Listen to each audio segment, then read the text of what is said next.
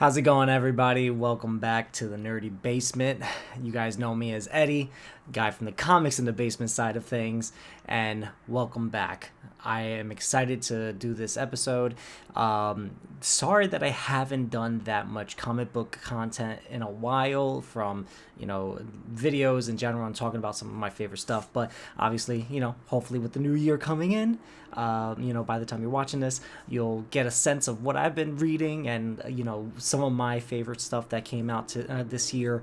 And then this coming year, I'm hoping to put out a whole lot more coming through. But without any further ado, I wanted you to know what my Comics in the Basement's top 10 of 2022 are. Okay, and first thing, disclaimer. Here's a nice little disclaimer. I read a lot, but I don't read everything. I can't. It's just not possible. We talk about this all the time. I say this every episode almost, right? But one thing I can say, this is my top 10. There's 10 of the top favorite things that I read this year. Some of these things that may have started in 2021, and then just completed in 2022, but majority of the stuff happened in 2022, and that's the reason why I'm bringing them up, and if they're in the list. So, if you're gonna at me in the comments and all that, all fine, and no fun and games, I get it. You can try to correct me if you want. I try to do the best I could with even just naming a lot of the artists and the writers a part of these big arcs that happen, and comic book stuff and everything. So hopefully I got them all pretty much right, but at the same time I'm just gonna go with, hey, these are various if they hit those notes, right? But so please bear with me, okay? Because I'm happy about this top 10. I think there's a lot in there that other people will agree with, and at the same time, there's things that maybe you guys never heard of, and you might want to check it out. But without any further ado, this is the Nerdy Basement's Comics in the Basement's top 10 of 2022. And at number 10, we're starting off with Action Comics, the World War Saga, all right? Or War World Saga, I should say. And this had a lot of various writers right off the bat, I could tell you. But, one of the main writers that took care of this, and it started off during Future State, was Philip John Kennedy, and a few other various writers during the arc between issues of 1030 and 1046. Brought to you by DC Comics, obviously, that's Superman, but this has been one of my favorite Superman stories in a long while, right? It shows the War World's grittiness, right? Mongol and all his his strength is at the same time fear, and the way he promotes himself, he's pretty much another dark side, but just in a smaller, like a different scale, on a different area on the side, right?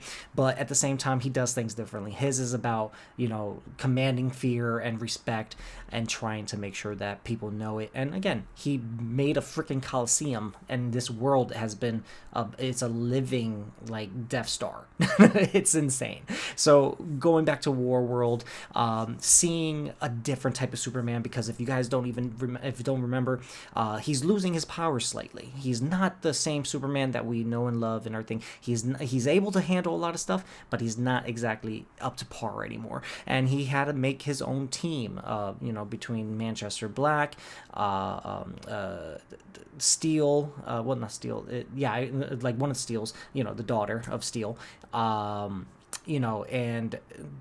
who else was there? Oh man, it's been a little bit, but I'll tell you like this, it's been awesome. This team, Midnighter, Apollo, two other new ones that you wouldn't know right off the bat, but is a speedster and another strong person there and everything. But awesome read. It's so much build up from Superman and Action Comics in the prior part. There's a whole bunch new of Kryptonians, technically, like sister Kryptonians from Ephesians, and it's builds up to an amazing arc, right? And I think the best thing about it is, one of the things that I've always told a lot of people, Superman is hard to write for because of the fact that he can leap a building in a single bound. He can literally move planets and shit. It's hard to write Superman. But when you get to see Superman struggle against an opponent, not only is he struggling against Mongol and the rest of Warworld, but he is losing his powers even more so. And now he's almost just a built human for the most part throughout this, because Warworld had a plan. Mongol knew that, hey, a red sun will turn him, like depower him completely, and that's what he ended up doing. Throughout the arc of these 16 issues, I can tell you it's some of the best writing you'll read. Philip John Kennedy, I love his stuff. If you ever read Last God, that arc is so cool. It's gritty, it's so much action in it, it's so badass. And seeing how he wrote and the others wrote this version of Superman Kal-El, by far one of my favorite things this year, and definitely is worth the read if you haven't already started collecting it. Okay, so moving on to number 9. This one has been great, brought to you by Image Studios. This is Radiant Black, all right, by Cal Higgins. By far so much fun. It's one of my favorite things to read because it's so brand new.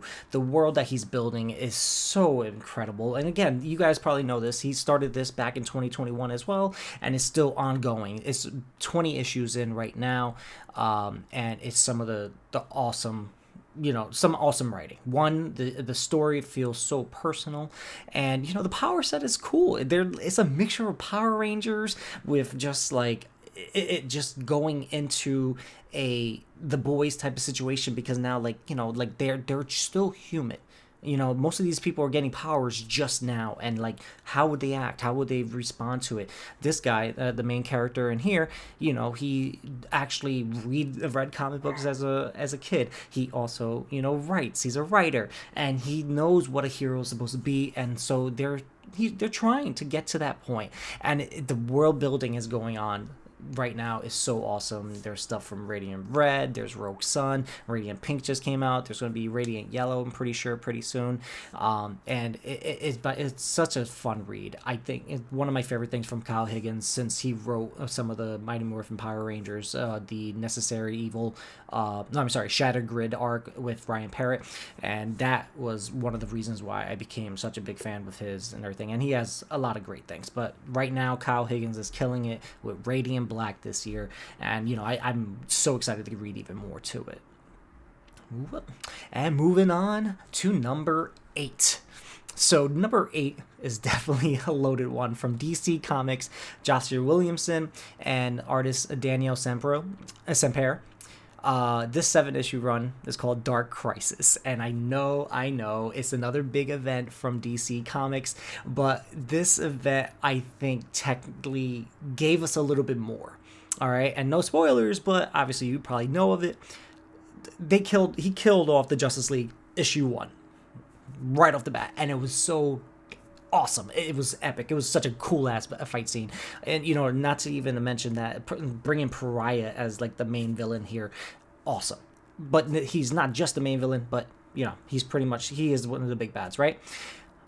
The scale of everything, and how Joshua Williamson brought back a lot of the stuff that was being built up in Future State to from New 52 and Rebirth.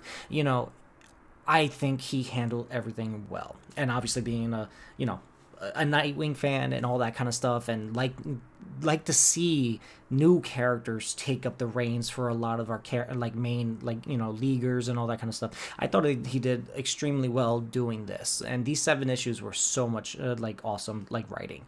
I really enjoyed the epicness of it. Getting back to the Omniverse now, this storyline, this new event is bringing what is called the dawn of DC, and it's going to give us something new. I think it's exciting because of the fact that now we can expect a lot more what if stories, in the sense, multiversity type of stuff, and we're going to see the regime change. And at the same time, I think this is going to be really cool what they're setting up right now. This is going to be now what happens when the government goes against you and they think you're the problem. And I think that's going to be so much fun watching, because now it's going to be Suicide Squad, Task Force X on a global scale, and it's still going to feel good, I think, as the next coming event, because it's going to be Oh God, stupid Apple TV, Apple phone it ruins the concentration. But with the Dawn of DC, it's going to end up becoming, a new staple for everything, and it's going to still keep it within a good frame, right? Because now we're not going completely epic, which is omniverse, and how omniverse like became a big thing, and the darkness, and the world scale. This is just Earth. Is going to end up just being about Earth and how they try to coincide together and then try to work through this and battle big government. This is going to be fun, I think. I'm actually really looking forward to this one as well. But the great thing is Dark Crisis set this up, and I think Joshua Williamson did amazing job with this event. It's not easy, I can tell you that much. Obviously, we've seen so many reboots and so many different events come and go every year for DC Comics, and hey, this one I think hit the mark pretty well. I had a great time with it. Mm-hmm. And moving on into number 7. Okay, Iron Man. This run is by Christopher Cantwell, artist Cafu, and many others actually. You can see a couple like artists jumping in between and everything of this 25 issue runs from Marvel Comics. And okay, I'm sure some of you guys are going to say this. Some of you readers and listeners. Tony Stark doesn't need any more addictions. I get it. We went through alcoholism, and we went through so many other things that he has done and everything. Also, just making more Iron Man suits. That was an addiction as well. But the thing is, Tony Stark has an addictive personality. That's just his character traits. That's what makes Tony Stark Tony Stark. Iron Man is Iron Man because of this thing, right? Now, to make him addicted for some time to painkillers and all that because of what happened to him during the earlier part of the run, I think that was just cause and effect. You gotta just, you run with the story, right? But that wasn't the whole reason why this story was big, right? It was because he was trying to fix things with not just painkillers, but on a cosmic scale. And that's where this story ends up becoming something big in 25 issues, I think, because, it just shows that his addiction to trying to fix everything made things worse. And he had to coincide with understanding and find it within himself to get past that. So with these 25 issues, Iron Man was one of my favorite single runs, from Chris Cantwell. And it was nice to see him grounded. I love that he was downgraded to a millionaire compared to still having that billionaire status. So everything. Remember, if you guys remember from the prior thing, Stark Unlimited, he doesn't own it anymore. He got kicked out after like all of that arc happened. So he just went right into these 25 issues as a plain old millionaire. Right? What was him? And I think that helped build toward the storyline even more. So definitely go check it out if you haven't already read it as well. Christopher Cantwell's 25 issue run for Iron Man. All right. Ooh, we're moving along, people. We're moving along. Number 6, Nightwing.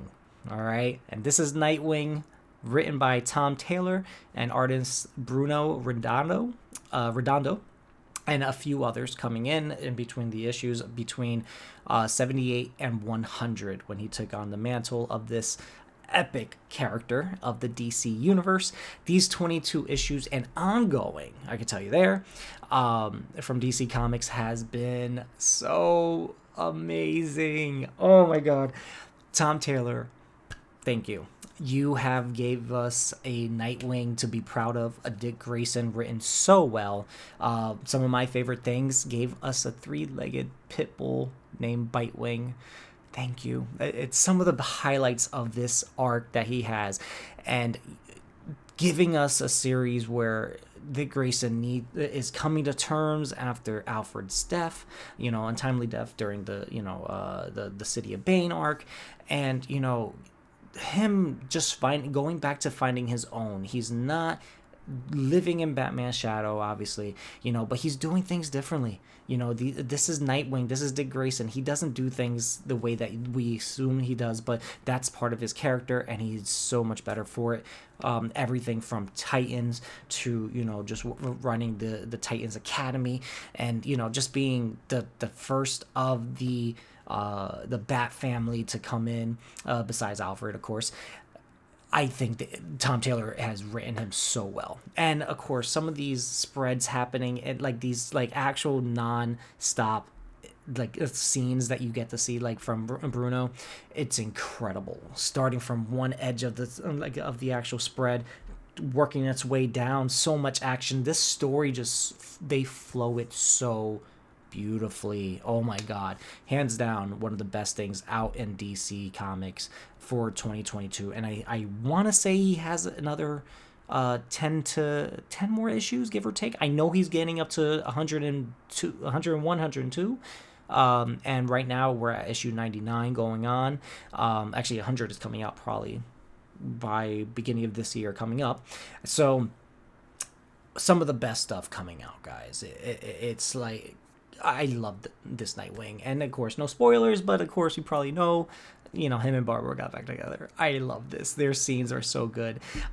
It's some of the best writing there, I want to say. And it's only getting better. Tom Taylor, thank you so much, guys. If you haven't read this one either, honestly, this whole top 10, by the time I get to the end of it, I hope you guys read a bunch of these things. But that was number 6 with Nightwing. Go check it out. And before we get into this top 5, okay, this list was not easy for me, right? So I have to give some honorable mentions. I'm not going to go too deep into them, all right? And I'll give you a quick little hindsight why I didn't put them in the top 10. And some of them is, is simple reasons. Some of them are not. But we only find them when they're dead. Al Ewing, all right? This one is still because I'm actually a little behind on it, from what I read, though. But like this volume 2 for 2022 that they made, he's been creating, I love this story. It's so much fun, but I'm so behind on it. I was not able to consciously put this on the list. But when we only find them when they're dead is awesome. Al Ewing has done a great job, and Simone DeMeo, the artistry of this, it's epic. I think it's one of the best drawn comic books around ever. Go check that one out. Human Target by Tom King. All right, I wanted to really put it up, so I made the catch-up episode, and that was only with like 4 or 5 issues. That first volume is done. The second volume just started. We're only about 2 issues in from there.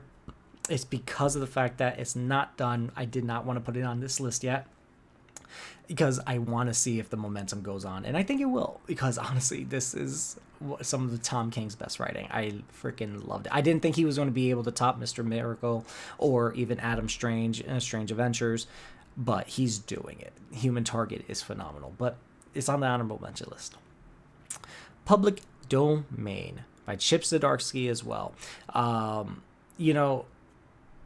It's such a good read, but it's again, I don't want to say that it was like the top 10, but it was definitely one of my favorite things to read, and it's still ongoing, which is great, so you can't go wrong with that at all. And it's some of the good stuff that, it still has that superhero theme, but it takes you away from it and gives you a breather, I think. And I think it's really cool, and it's kind of a real life events. You can't go wrong with that. Next one on this honorable mention list, Dark Knight Steel from Tom Taylor as well. And this one, this is just cool as hell, seeing Batman, Superman, and all of them in freaking medieval times. Epic. And he's taking his own creative license on this, and I think that's fun. Obviously, it's still ongoing. It's I want to say 9 out of 12 just came out, so definitely worth worth every read for every issue and everything that there's there. But again, not completed. Couldn't put this on here with a good conscience personally. I want to finish it off, and then maybe this will be on next year's and everything. That's how good it is, though. 12 issues. Amazing. Black Panthers from Ta-Nehisi Coates, and then into the John Ridley run, which is completing probably the next 3 issues. I really enjoyed the last Black Panther stuff, especially going from the Wakanda. Oh man, it was the intergalactic world of Wakanda. Like that whole Empire Wakanda. There it is, and into him going through the repercussions of that and stepping down from King. So it's been a really good read. John Ridley definitely took what Ta-Nehisi Coates put together, and he kept that good flow and didn't stray too far from it. And I think that's one of the strong points of it. That's why it made this honorable mention here. Next one here would be AXE or Axe Judgment Day from Marvel Comics. Kieran Gillen and many others have written plenty for this like actual new event from Marvel Comics that just completed. I wanted to throw it in there with the likes of Dark Crisis, but I couldn't do that just because of the fact that I feel like this event didn't really have the same repercussions and build up to what DC's doing with their recent event. And I don't get me wrong, I liked a lot of Judgment Day stuff. It like especially certain things more than others, but it just didn't have the whole, this is top 10. This is it. But again, very good stuff. Very good stuff. I really enjoyed most of this reading, and I'm glad that they brought in the Eternals and actually gave them a little bit more of a presence again in the in the Marvel universe again. So that's really cool. And again, this also is filtering into what Thanos is getting into for the big reveal that Donny Cates is doing with Thor. So hey, some fun stuff's coming along. But Judgment Day, I did really enjoy that this year. And finally, with this end of the honorable mentions, Ben Percy's Wolverine from Marvel Comics. I love the stuff he's been doing. He's taken the Krakoa, storyline and, gave Wolverine his place still. I'm loving the relationship he has with that CIA agent. I always forget his name when I'm not reading it, obviously. But everything feels fresh, it's fun, it's still the brutal Wolverine that you can have, but unfortunately when it comes down to it, when there's so many tie-ins coming in, especially with Judgment Day just finishing, and then they're still doing a lot of the mixing in from X-Force and X-Men titles, Immortals, and so on. It kind of takes away from Ben Percy's nice run of Wolverine by himself as a standalone. So as a whole, I enjoy it. I love it. Like, it's Wolverine, for goodness sake. He's badass. But for this top 10, he just had to hit his honorable mention. But those are some other issues that you should be looking into. Hope you probably will check them out. I'm sure half of them you will, or you already have. Why not? But we're back to the main list in just a second.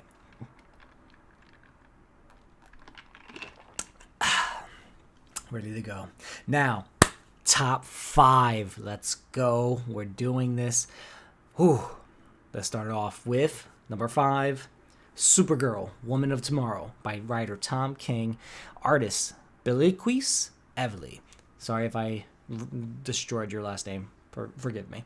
But DC Comics made this mini run of 8 issues for Supergirl with Tom King, and wow, blown away by these 8 issues. And some of the best things about it, standalone. It's all about Supergirl. We have Crypto in it. And it's a story that you never really assume is going to be anything, right? And it's just proves the fact that Supergirl has nothing to do with Superman. She is not Superman. Sure, she's an L, and it's awesome, you know what I mean, to have that blood relation and all that kind of stuff. But they're not the same people. They don't follow the same type of full-on, recognition, of what they believe in. Supergirl is her own person. For goodness sake, she literally went off planet in the first issue as the age of 21 to a planet that had a regular, like a red sun, so she can get drunk on her birthday. You think Clark Kent would have done that? No, not at all. He's Superman. You know what I mean? The Boy Scout. Like, it is what it is, right? But Supergirl, she has a very different mindset. She grew up on Krypton. She knows who she is. And then she feels more comfortable around other aliens. Simple as that. Compared to humans, she doesn't relate to them. And that's some of the things that Tom King was bringing up to the forefront. She is her own person. The story was on point, and it's such a good scale to it all. It's like, as powerful as she is not completely, like, she's just like I say with Superman, when they have to struggle, that's when the story becomes compelling, because it becomes more than just them having to punch the bad guy and move forward. That's where we get good writing. And Tom Taylor did such a great job with it, because, this storyline was great. Scared the crap out of me with a couple things with Crypto, but we got past that, which is great. And I really enjoyed these 8 issues.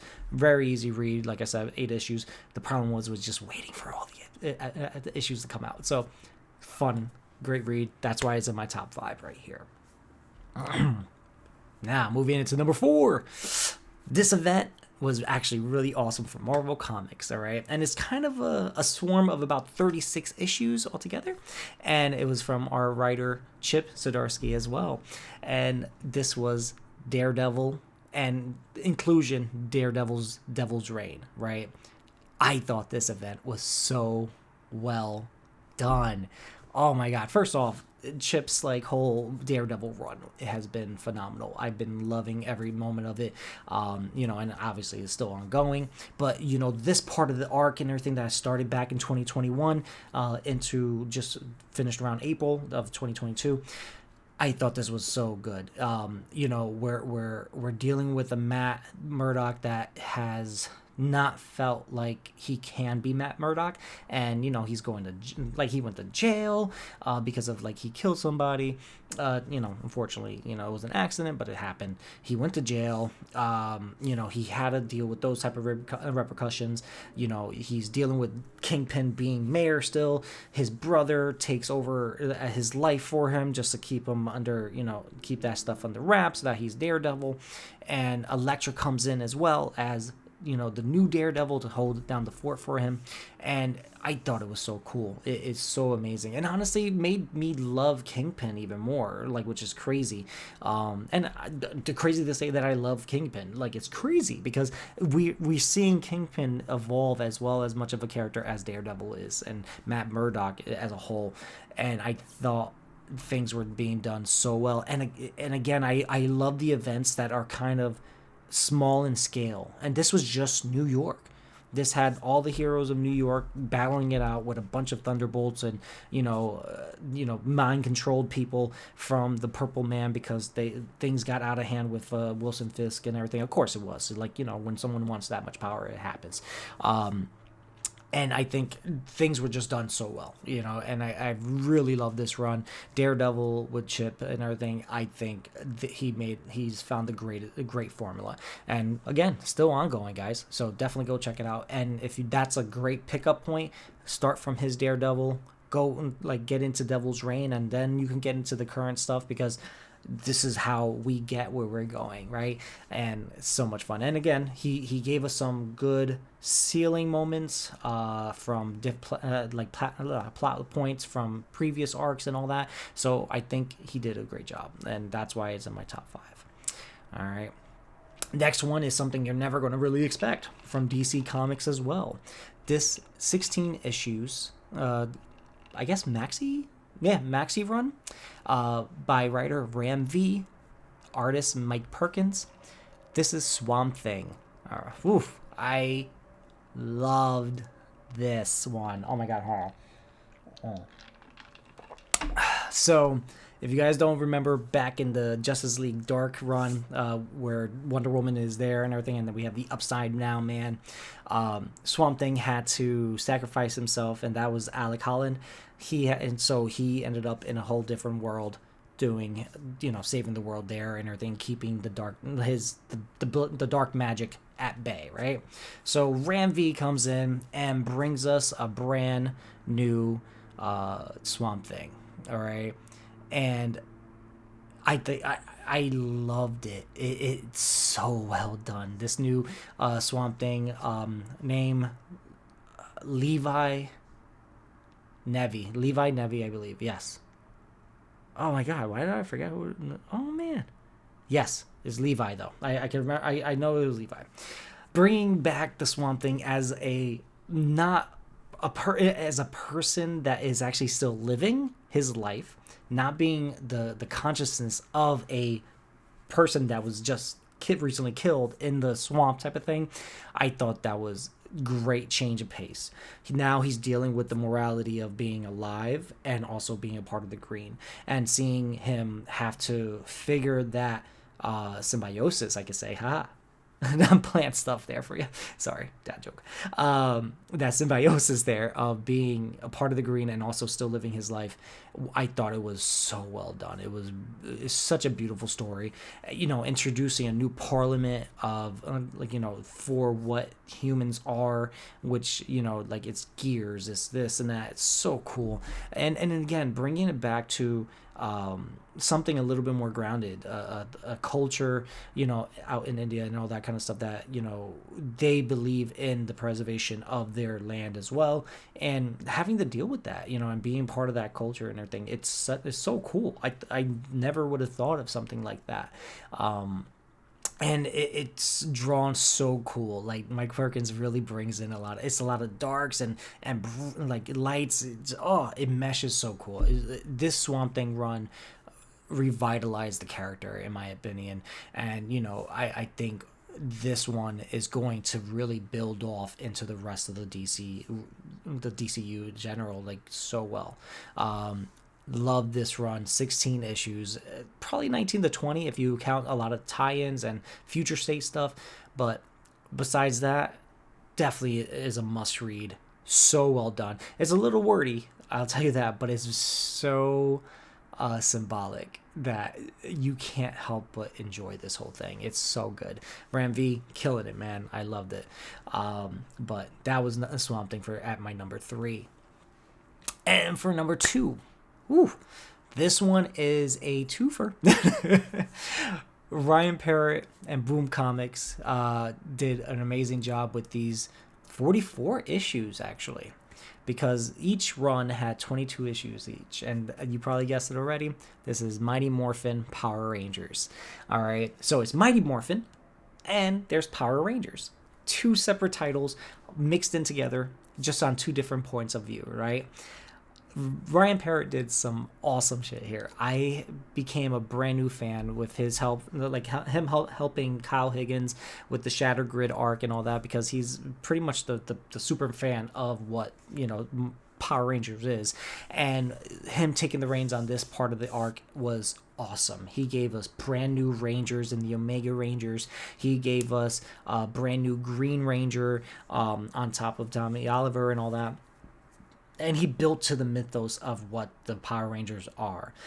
And I thought this whole 44 issues run was amazing. Can't go into any spoilers, because if you were a fan of the show back in the day, you need to read this. This will revitalize you, since you're probably around my age of like plus 30s. So I will say this right now. He gave a great exit for one of our favorite Red Rangers. I'm not going to say which one, but you'll know when you read it. And the world building he's given us, it was so phenomenal. More phenomenal, I should say, really.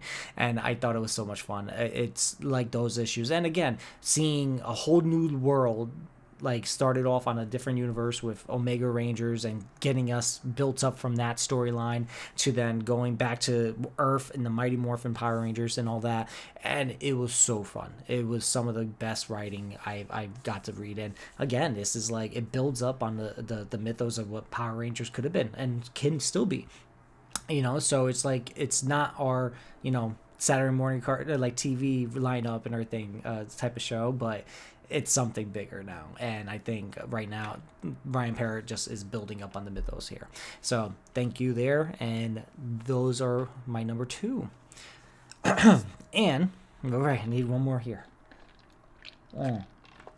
Finally, I know, drum roll. Da-da-da, my number 1. From Boom Studios as well. This 30-issue run by writer Kieran Gillen and artist Dan Mora. You probably know a lot of the Dan Mora stuff. He's phenomenal. I love his style. But this is Once and Future. Oh my goodness. One of the best things out. And it is my number 1 for a reason. These 30-issue runs, yes, it did start in 2021, but completed in 2022. That's the reason why it's here. Don't at me. Because Once and Future, best story of the year, easily, hands down. You get everything from action, adventure, you get mystery, you get a badass grandma with so many skeletons in her closet, you can't keep count. And she has a potty mouth, by far the best thing ever. And you just can't not love all the lore they're bringing, Kieran Gillen brings into this story. You have everything from Robin Hood, King Arthur, you know what I mean, Beowulf, oh my God, the Green Knight, they're all in there. They're all there. It's like, it's a kid in a candy store.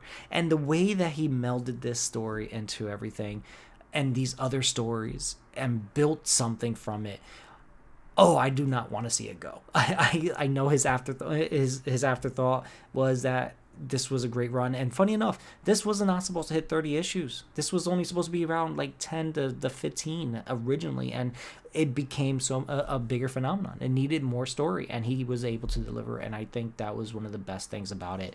I think with 12 issues, it would have been great.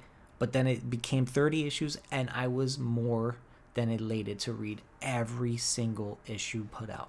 I need more. I wish there was like an annual. I wish there was like and that's the coolest thing, right?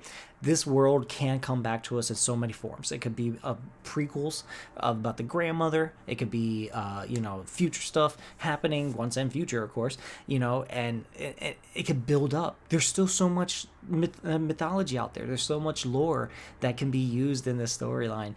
And Once and Future delivers every single issue. I was even surprised half the time. Like, it was like, I'm like, no way, you didn't just do that. Oh my God, this is so much fun. It was so well done. And by far, one of my favorite, the favorite thing that I've read all year. And it's completed. You know what I mean? I think that's probably one of my favorite things about it. It does give me an ending, but it also gives me hope that they can be more. So I think that's some of the best things about this storyline. And that's where it is, guys. That's number 1. That's Once and Future. Kieran Gillen. This lineup. I hope you guys agree with some of them, but if you don't, go check them out. Don't be questioning stuff until you read it. I'm just saying. But guys, this is all fun. I love this stuff. This is comic books. Like I said, I wish I was able to read so much more. Maybe this list would have been top 25. I don't know. But for now, I think this is plenty. Because technically it was like a top 15. But those were honorable mentions. So I don't think they really count.